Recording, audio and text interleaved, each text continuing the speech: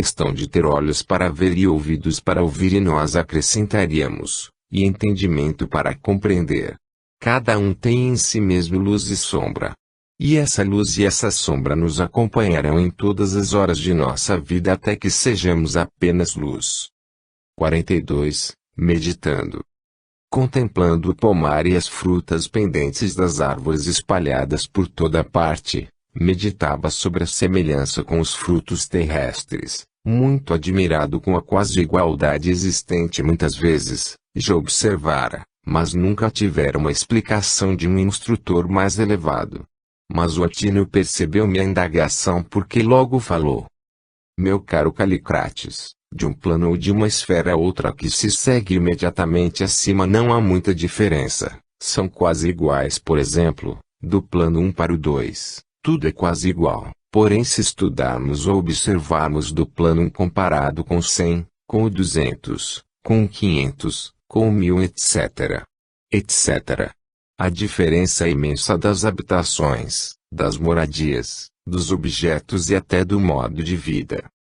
Isso porque se houvesse muita diferença, como já lhe falei antes, os recém-desencarnados sentiriam um abalo tão grande que ficariam perturbados ou loucos. Tudo no universo é gradativo, as mudanças completas e bruscas são raras. Existem, mas são raras.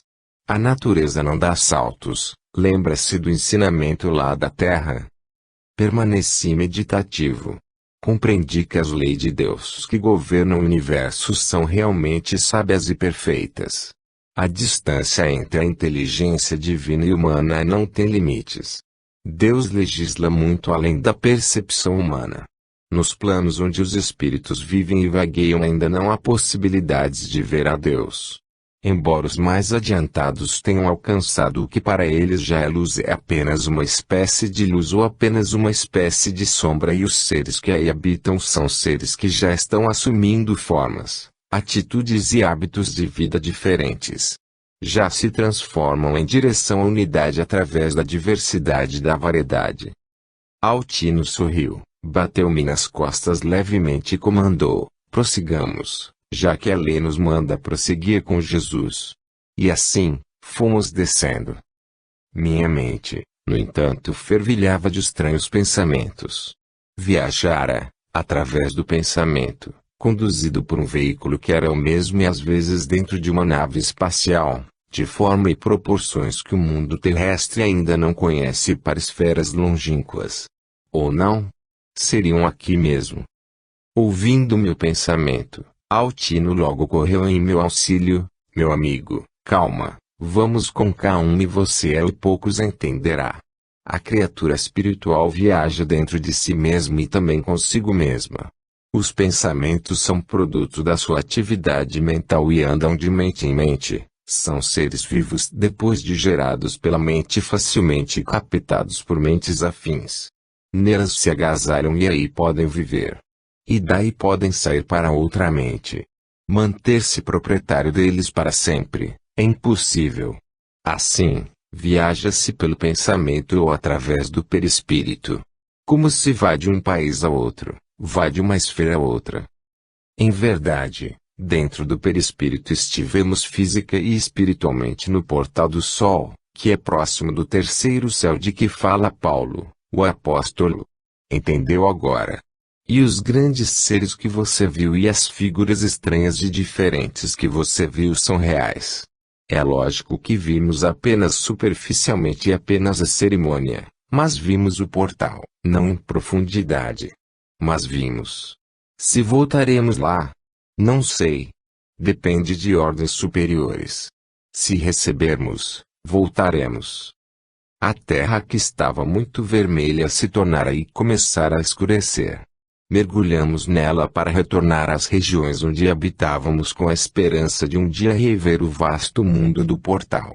Visão perdida no infinito, contemplamos a lua cheia que muda lembrava a maravilhosa presença de Deus. 43. Meditando ainda. A segunda morte não saía do meu pensamento como uma obsessão. Ia e voltava. Borboleta insistente que volteava sobre a minha mente e tentava invadir minha casa mental. Altino, Carinhosamente, aconselhou-me: não se preocupe, meu filho. Quem falou na segunda morte foi Jesus Cristo e as palavras do Senhor não passarão nunca. Ele mesmo disse isso. Passarão os céus e a terra, mas as minhas palavras não passarão. Sei, Calicrates, que os homens da terra se surpreenderão. No entanto, você assistiu à cerimônia da segunda morte em dois tempos, no plano inferior, quando a identidade do ser se desfaz para renascer em centenas de outros e quando pelo aprimoramento no plano superior, adquire forma superior, mais apurado e marcha para uma vida mais elevada. Os seres evoluem sempre e crescem em si mesmo. Na realidade, nascemos como seres espirituais incompletos. À proporção que evoluímos, vamos desenvolvendo novos órgãos e criando um novo organismo. Então não somos completos. Não, não somos. Crescer para Deus é uma verdade incontestável. Crescemos em nós mesmos e conquistamos novas percepções espirituais. No cosmo cada um nasce, se desenvolve, cresce e avança ao encontro da consciência divina. Deus vive em nós e nós vivemos em Deus, segundo a palavra de Paulo. A segunda morte verdadeiramente é uma forma de vida.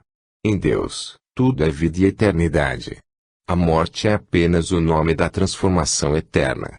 Por isso, Sócrates tinha razão: conhece-te a ti mesmo, estuda-te e trabalha no interior da tua alma. Disso, não fugiremos. Também, por isso bom é que nos aproximemos dos santos e com eles convivamos, principalmente em pensamento. Assimilamos o seu modo de pensar e de viver. É vivendo que crescemos para Deus. É preciso viver os ensinamentos dos mestres, não basta apenas conhecê-los, decorando-lhes os termos. A palavra é morta, só o espírito é vivo. É preciso viver. Tomai e comei, este é o meu corpo. Tomai e bebei, esta é a minha alma.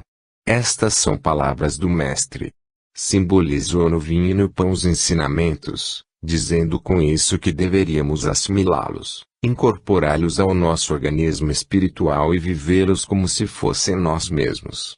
Seriam dali por diante na realidade nossa carne e o nosso sangue. O Verbo se fez carne e viveu entre nós. Assim quis o Senhor que fosse a sua doutrina entre os homens. A segunda morte é o primeiro sinal maior da renovação espiritual no caminho dos espíritos que fazem a sua evolução nos caminhos da terra. Dos nascidos de mulher, ele é o maior, mas no reino dos céus, ele é um dos menores. Não foram estas as palavras de Jesus a respeito de João? A segunda morte nos planos inferiores, porém, é uma espécie de explosão atômica. O espírito cai em si mesmo. Cai mais e vai caindo sempre, se retraindo e contraindo, egoisticamente, até que explode. Como em sua intimidade é uma centelha divina, não deixa de existir como centelha divina e eterna, mas desaparece como identidade, ou seja, como criatura personalizada, e volta à ignorância do princípio. Entendeu? Sacudi a cabeça e disse: meu caro Altino, compreendi, mas não entendi. Altino riu. Abraçou-me e falou: um dia entenderá. O tempo é o tesouro do homem, disse Emmanuel, e podemos acrescentar: o tempo é o tesouro do ser. Admirado, contemplava o orientador Altino, que nos caminhos da terra me explicava as coisas do céu, que eu dificilmente entenderia, contudo ia raciocinando com aquelas novas informações.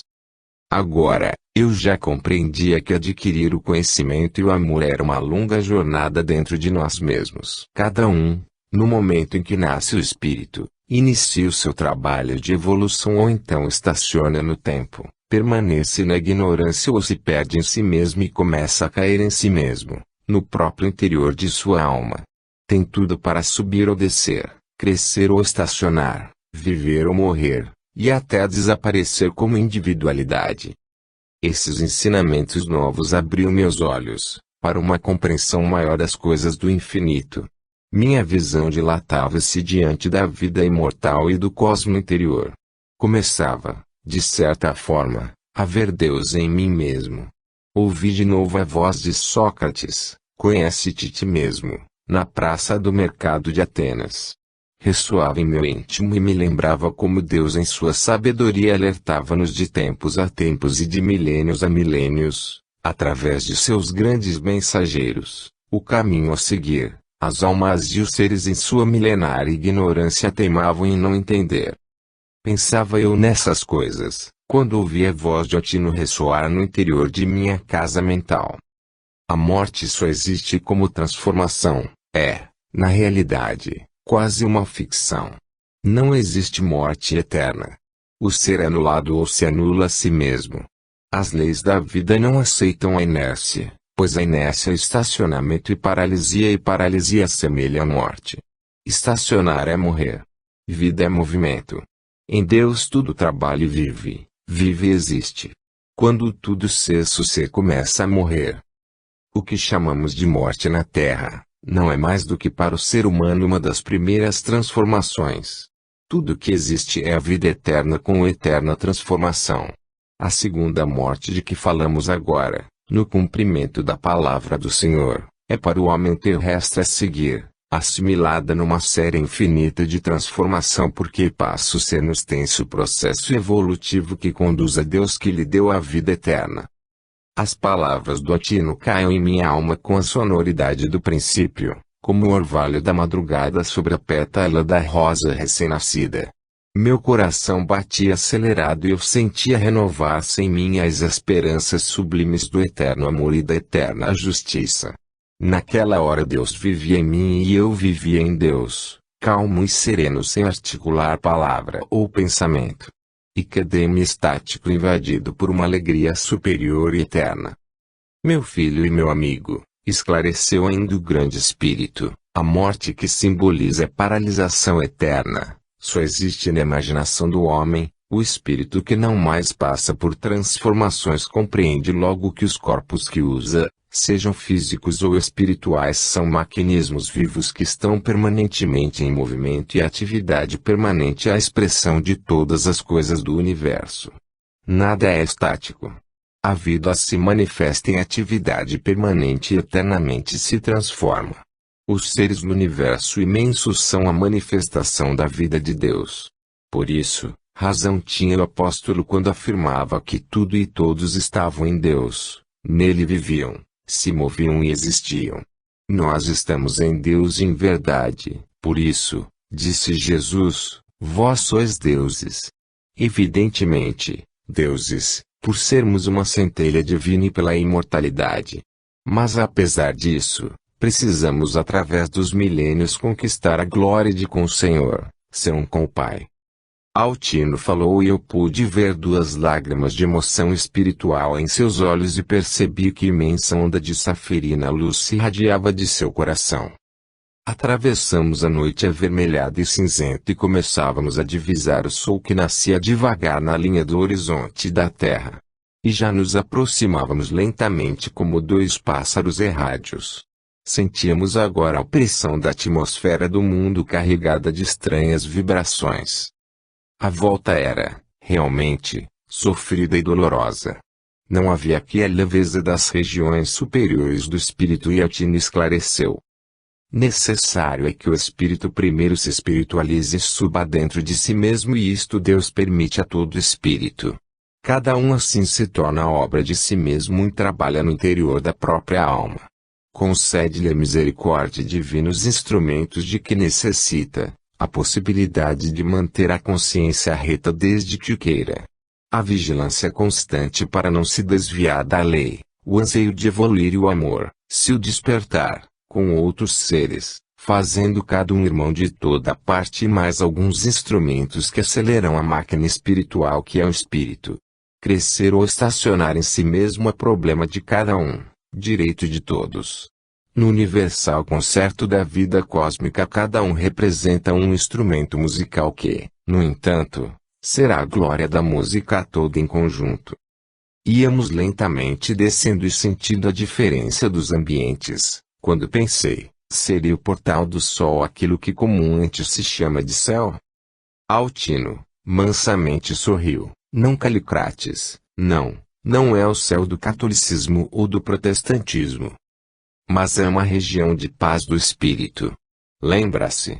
Onde se reunirem os bons, aí será o céu, e onde se reunirem os maus, aí será o inferno. Céu e inferno, vamos repetir, para gravar, cada um traz dentro de si mesmo.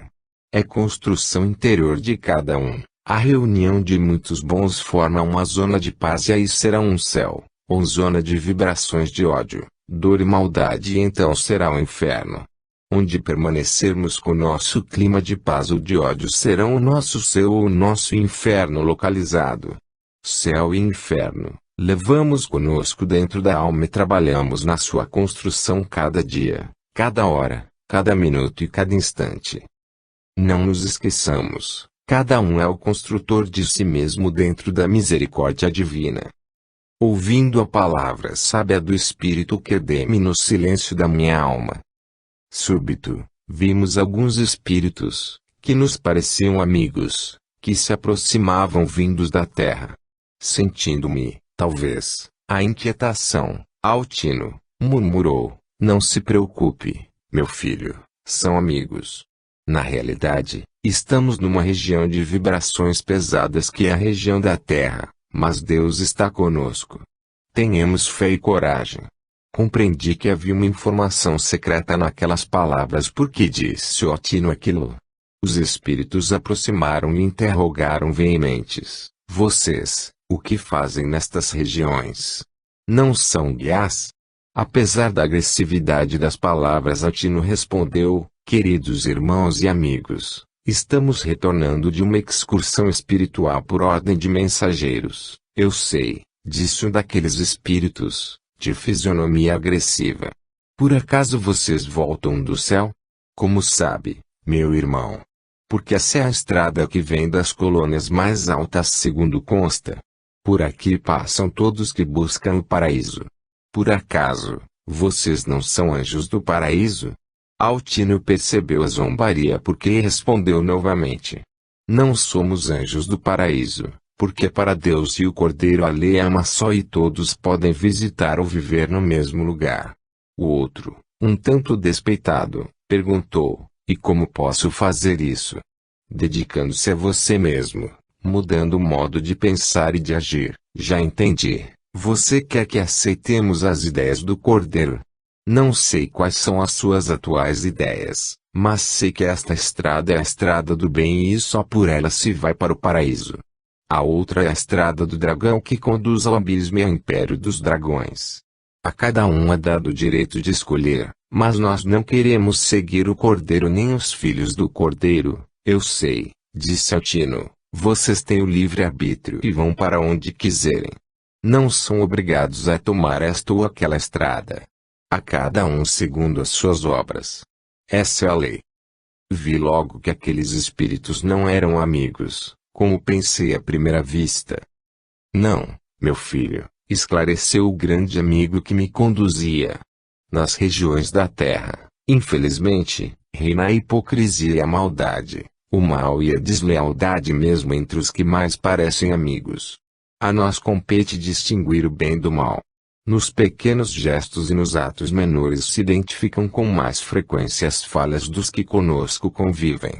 Contudo, devemos compreender, fingir que não vemos, perdoar e esquecer, mas sempre que possível orientar para o bem, pois Jesus disse à mulher pecadora: vai e não peques mais. Ela, apesar de perdoada, não ficou sem orientação para o futuro.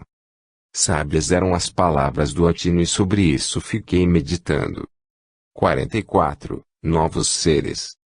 Mergulhados na atmosfera terrestre, nossa caminhada seguia ao encontro da superfície, cada vez mais escura. Realmente, a visita ao Portal do Sul me impressionara muito e sentia, de fato, que retornara do paraíso há séculos, decantado pela humanidade e pelos grandes poetas do mundo e escritores. No entanto, nenhuma descrição humana igualava a realidade. Era indescritível. Ali encontrara criaturas diferentes com características novas. A descrição ou a menção dos livros superiores não bastavam para dar uma ideia precisa da realidade espiritual. O fator de os espíritos e os grandes médiuns usarem uma linguagem simbólica, No plano espiritual superior, as vibrações e as irradiações representavam muito ou é quase tudo. Evidentemente, na natureza tudo se transforma e vive, adquirindo novos órgãos, adquirem nova forma de expressão e manifestação que o ser inferior não possui. O universo ostenta milhares e milhões de seres diversificados. Conforme o ambiente, assim serão os seres que o habitam. Surpreenderam-me a princípio as libélulas. Altino também me surpreendera com as meditações, porque disse: compreendo as suas surpresas, que considero naturais. Contudo, devemos nos habituar com a ideia de que a evolução é transformação sob o impulso do pensamento e do desejo de mudar para o bem na criatura que atinge o reino nominal. Aceitando e vivendo essa ideia, mais fácil se torna compreender e transformar-se. A substituição dos pensamentos maus pelos bons areja a casa mental e promove a transformação interior de todo o organismo espiritual ou perispiritual. Nas zonas do pensamento comum, a substituição do modo errado de pensar pelo bem é tudo. Aí é que começa a vida nova e uma nova vida. As percepções se ampliam e o organismo adquire nova frequência vibratória e se renova. Na casa mental está o motor que aciona a vida. Altino, perguntei um tanto inibido, e os seres com asas que encontramos, o que é aquilo? O espírito contemplou-me com ar compadecido e ensinou: meu caro Calicrates, essas figuras já são conhecidas desde a antiguidade. Os antigos já falavam delas. A Bíblia cita-as, o Apocalipse faz referência a algumas delas, os livros sagrados dos egípcios e dos hindus. Naturalmente, usam nomes diferentes, mas sempre falam delas. A mitologia também de certa forma alude à sua existência. Nas legendas de São Francisco, especialmente nos Ifioretti, conta-se o caso dos estigmas e ali aparece Jesus Cristo, que aparece como um serafim. Você por aí vê que não contamos nada de novo. Disse Salomão que não há nada de novo debaixo do sol. E é verdade. Bem, acrescentei, mas o que me preocupa é se um dia seremos mesmo um deles. Seremos. A evolução é lei e será executada por todos, assim é o universo. E o universo é obra de Deus e na realidade é Deus em todo o vigor da sua existência. Houve até um filósofo que disse: o universo é o corpo estrutural de Deus. É na verdade apenas um pensamento de um grande pensador, mas exprime bem a ideia de Deus e do universo. Os seres vivos espirituais evoluem através das formas em demanda do infinito do tempo. Poderemos dizer mesmo, tempo e eternidade mantêm e conduzem o espírito que só é eterno dentro deles. O amor une os seres com a ajuda do tempo que se torna eterno. Bem e mal se dissolvem na engrenagem do tempo e se encontram um dia na alegria da eternidade. Ser e não ser são duas aparências de uma mesma coisa. A imortalidade não é mais do que Deus em nós. E Deus em nós é a vitória do amor na chegada final de tempo e eternidade. Altino brilhava em todo o poder de sua grandeza espiritual e notei que quando falava de Deus se transformava e tinha a impressão de que lhe via asas sobrenaturais que brilhavam intensamente. Sim, meu filho, continuou Altino, a intensidade das vibrações do próprio ser, por evolução, seguindo um plano espiritual divino, se articula em asas e parecem asas. A libélula é uma primeira fase nesse campo e o espírito saindo da animalidade começa a se transformar. Tão surpreso fiquei que Altino, carinhosamente, me esclareceu: ninguém cresce, mesmo espiritualmente, de qualquer maneira. A natureza é universal, não é particularizada. Deus está em tudo e em todo lugar. Os seres crescem e vivem segundo uma programação divina. Assim, as formas não se modificam de modo brusco, elas se transformam lentamente no correr dos séculos e dos milênios. Ninguém se transforma em anjo da noite para o dia, mas se transforma segundo a lei de evolução. O modo de pensar, de ser e de viver aceleram e determinam a transformação da forma. O ser é que se espiritualiza e cresce com a tendência que refletem os seus ideais para cima e para o alto sentimento de liberar-se, o que lhe desperta vibrações que semelham asas. Sei que você não entenderá, mas sei também que ficará gravado em sua memória integral. Ninguém estaciona na ascensão espiritual, pode, no entanto, estacionar se não quer melhorar. É como um motor que não parasse sozinho, mas pode ser parado. O livre-arbítrio, concessão divina, é a lei que equilibra o universo. Querer e não querer estão impressos na consciência do ser. As leis divinas não trazem em si a marca da violência. A violência é apenas desequilíbrio e desequilíbrio é morte e estacionamento espiritual. O mecanismo da alma para, quando somos invadidos pelo desequilíbrio. Na realidade, o mal é também somente estacionamento e desequilíbrio. Evoluir é, em verdade, equilibrar-se em si mesmo. A busca do equilíbrio e consegui-lo é evoluir e crescer para Deus, porque Deus é o centro universal do equilíbrio. Equilíbrio é o bem e desequilíbrio é o mal e a origem de todos os males.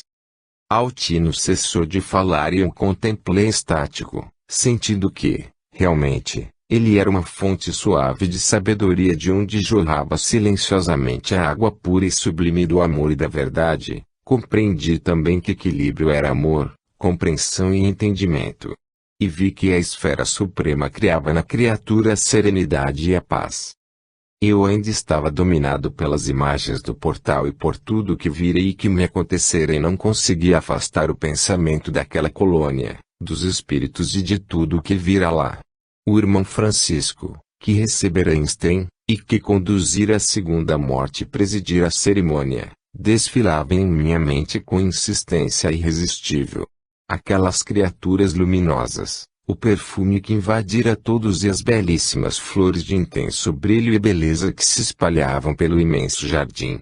Tudo era profundamente tão belo e sobrenatural como num conto de fadas. E todos nós, um dia, seríamos assim? Seremos, acrescentou Altino, essa é a lei da evolução. Somos partículas de Deus que dele nascemos e que a ele voltaremos, depois de peregrinar pelos caminhos ásperos e difíceis da imperfeição e do mal. Mas por que isso? Tal é a lei. De mundo em mundo e de forma em forma, nascendo e renascendo, entrelaçados com os demais seres das trevas para a luz, através do mal voltaremos ao bem, engrandecidos e iluminados. 45. Seres inferiores. À proporção que avançávamos íamos encontrando pelo caminho criaturas menos belas e mais materializadas, profundamente diferentes dos lugares que percorríamos. Fisionomias que, naturalmente, já conhecíamos. Em todos os caminhos e em todas as estradas e rotas encontram-se seres diferentes e diferenciados. Mas a aproximação de urbes como a terra proliferam e perambulam os seres inferiores e estes tendem mais para o feio do que para o belo. O pensamento superior forja formas belas ao passo que o pensamento inferior modela formas cada vez mais feias até atingir o horrível e conduzir a criatura para os desvãos das trevas mais densas. Cabe ao espírito sentir em si mesmo os anseios do bem e da beleza, da perfeição e do sublime, conquistando os veículos de linhas dinâmicas e aéreas que o levam ao infinito. O feio e o horrível no ser é resultado da sua permanência no mal e o belo é conquista da alma que cada vez mais se espiritualiza. Subimos ou descemos dentro de nós mesmos, consciente ou inconscientemente conforme manifestação de nossa vontade, oculta ou não. Você já ouviu isso, não é, Calicrates? Perguntou Altino, encimando suas maravilhosas e sábias palavras. A atmosfera mais se escurecia. Aos espíritos mais adiantados, porém, era fácil ver. A sua visão, viam tudo. Embora imperfeito em relação às altas esferas, ali, eu também via. Naturalmente, Altino, mais do que eu. Assim, passou um magote de espíritos maus, que logo nos assediaram dizendo impropérios e zombarias. Então, vocês visitam as sombras e vêm do céu. Infelizes adoradores do Cordeiro. Um dia libertaremos o dragão e ele nos protegerá. E levantavam os punhos em desafio.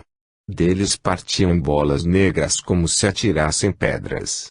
Altino, com certeza, Poderia revidar se quisesse, com vibrações e jatos de luz, mas não o fez.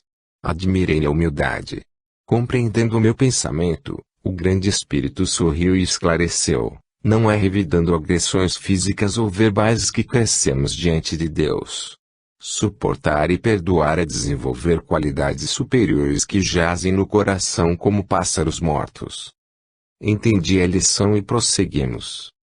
Por aquelas regiões fomos encontrando dezenas de espíritos de aspecto mau e de fisionomias feias ou más que irradiavam vibrações repelentes e horríveis que causavam mal-estar. Recebíamos ondas de estranhas vibrações como as ondas de um mar pestilento de péssimo odor. Tudo muito ao contrário do portal onde só havia luzes, cores e perfumes. Aqui a coloração era sombria e tudo escuro. Lá havia claridade, luz e colorido. A suavidade era o clima permanente. Ao contrário, enfrentávamos agora forças do mal e radiações de temor. Os espíritos aqui eram mal-encarados e maltrapilhos. Região de tristeza e sombra e nós viajávamos para a terra. Comecei a sentir pena dos homens. Foi quando avistamos um grupo de 3 que comandavam um grupo maior de aspecto tenebroso. Para onde vão? Perguntei. Para a Itália. Fazer o quê? Insistir com Mussolini e seus adeptos para colaborarem na deflagração da Terceira Guerra para a confusão dos homens e destruição do mundo. Altino, talvez aproveitando o assunto, explicou: na superfície existem muitos espíritos que vêm do abismo e dos subabismos para promover desordem no mundo, instigam os governantes a fazer guerras de modo a estabelecer a perturbação geral no mundo. Outros estimulam os ladrões e assassinos a fazer o mal. Na realidade, ninguém está só. Há, naturalmente, os espíritos bons que orientam para o bem. Daí é que vem a crença em que toda criatura tem um anjo bom e um anjo mau. Uns soprando-lhe as ideias de bem e outros procurando ajudá-los a seguir o mal. Isso tem um fundo de verdade. É lógico que não há uma escala determinada para ser anjo do mal ou anjo do bem. Isso é questão de afinidade e cada um é que atrai o bem ou o mal e conquista o anjo do bem que o ajudará e atrai o anjo do mal que lhe soprará na consciência o anseio de praticar o mal. Na realidade são espíritos ligados a eles por muitas vidas, o que lhes dá perfeita afinidade. Dessa forma, construímos o nosso passado e o nosso futuro. Se não for assim, iria atribuir a Deus a autoria do mal, o que é errado. Era para mim muito doce ouvir os ensinamentos do Espírito. Penetravam-me na alma suavemente e iluminavam minha mente com claridades espirituais novas. Gostava de ouvi-lo. Pareciam-me músicas as suas palavras. Dezenas de criaturas inferiores, de fisionomias estranhas passavam por nós, perambulando ou buscando instintivamente regiões mais inferiores e isso o faziam por sentirem-se bem nesses lugares.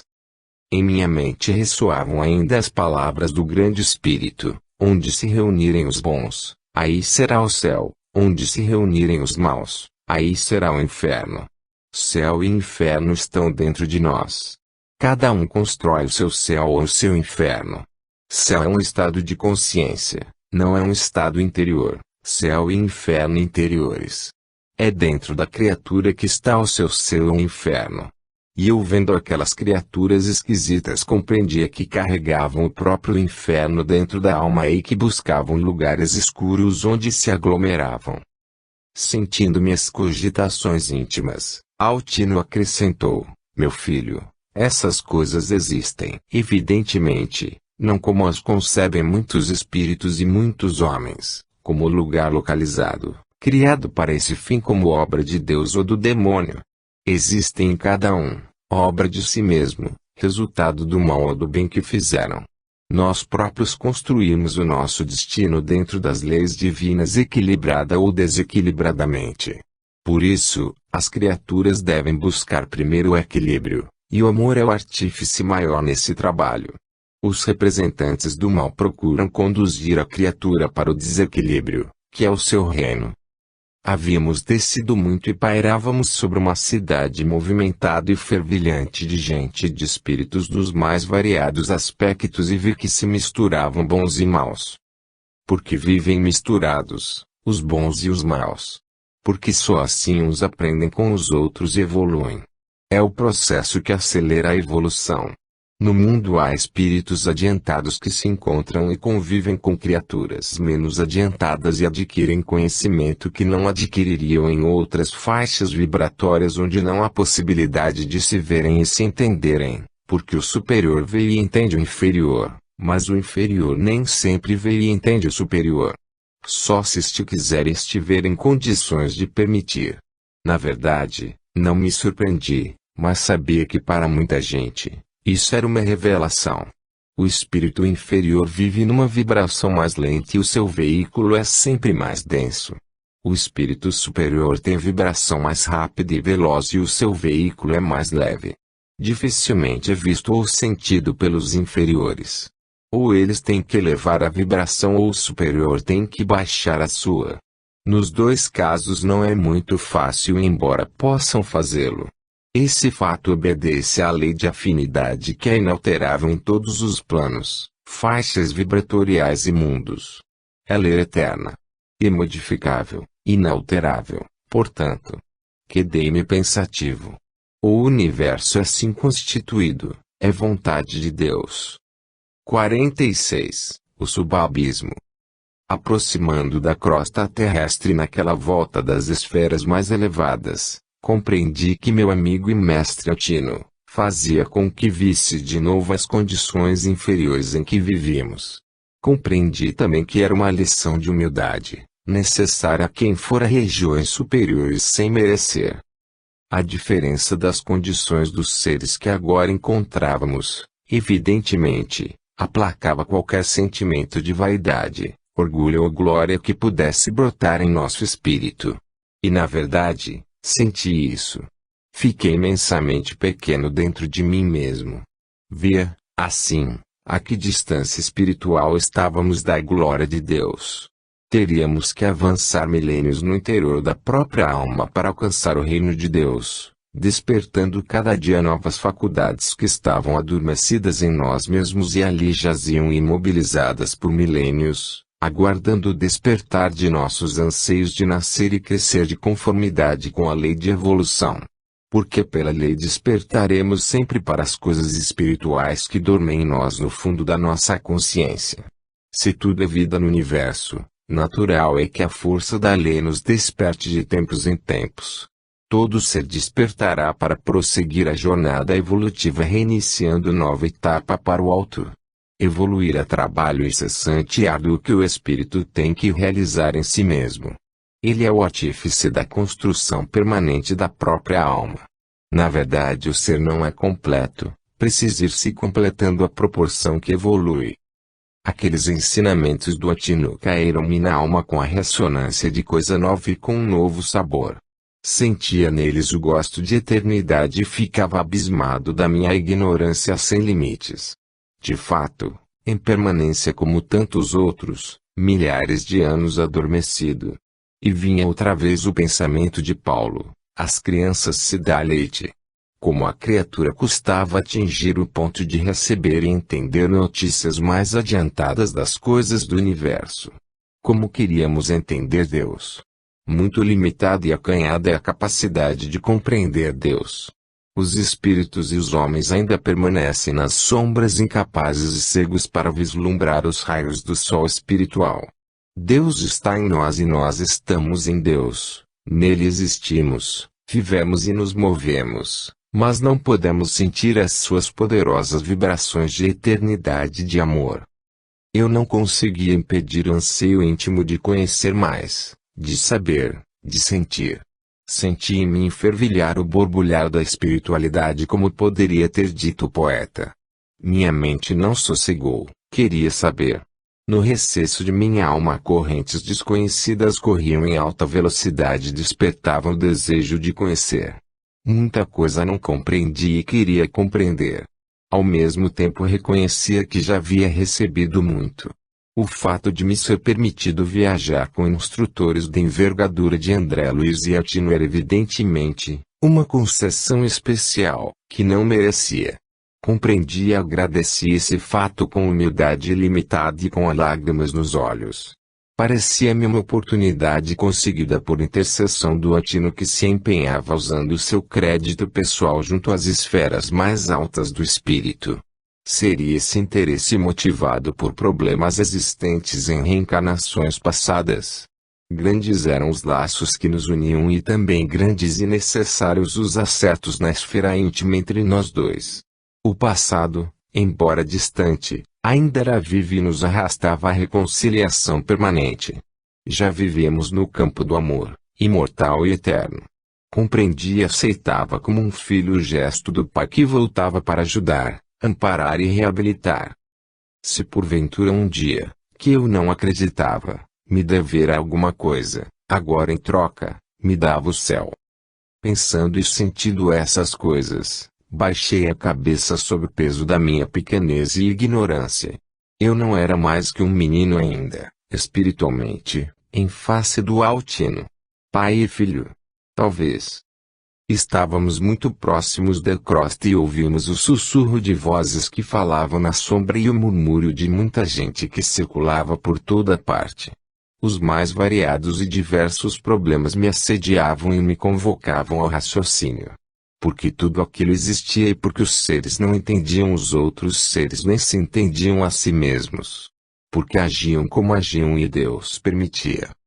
Meu filho, esclareceu Atino, mansamente, Deus fez o universo para todos os seres e dele procede a vida e dentro é governado por suas leis, e aí vivem eles.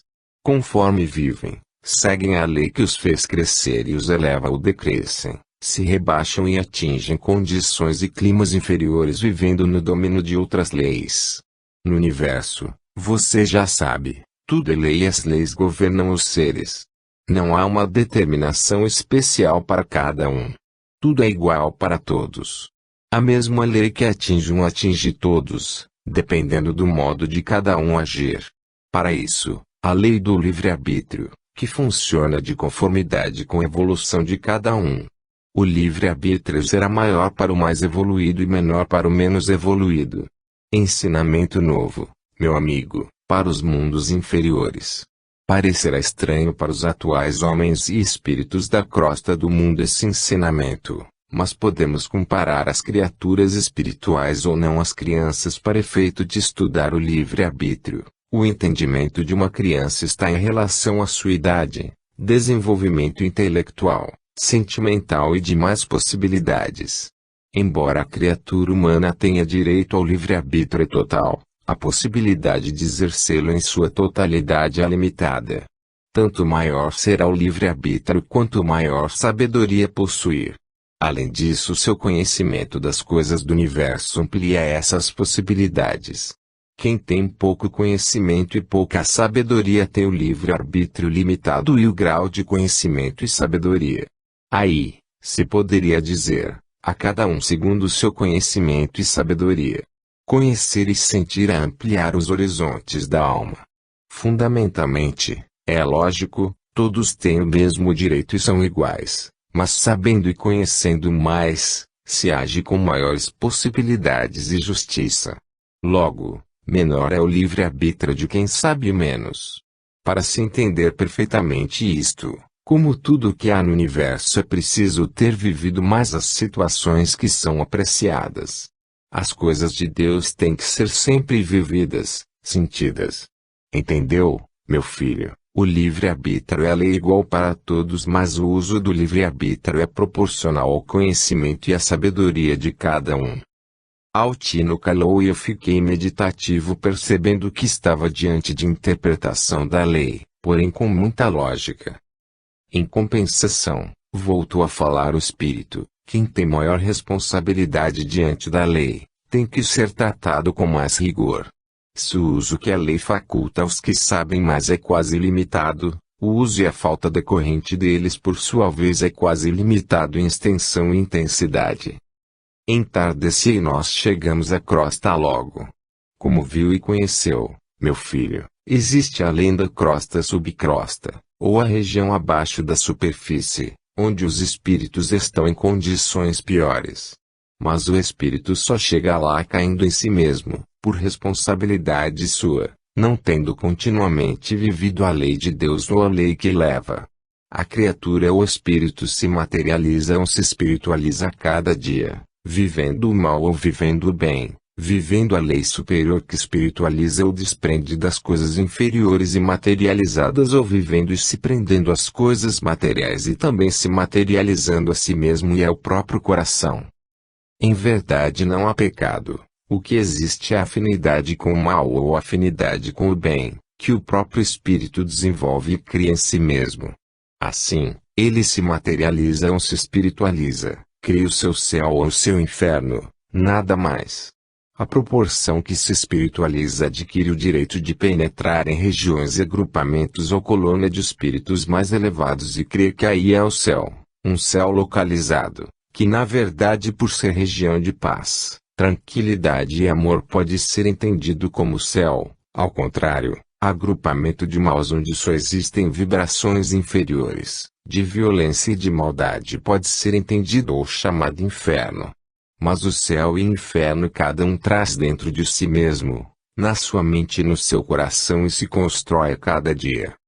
Notei que Altino vinha repetindo esses conceitos de tempos em tempos, a cada passo, deixando-me compreender que esperava que ficassem gravadas na minha memória para sempre. Ainda pensava nisso, quando vi que havíamos chegado em nosso lar e éramos recebidos cordial e afetivamente pelo ministro Clarencio, que enlaçou Altino delicadamente, beijou e convidou para entrar, após ter me cumprimentado efusivamente.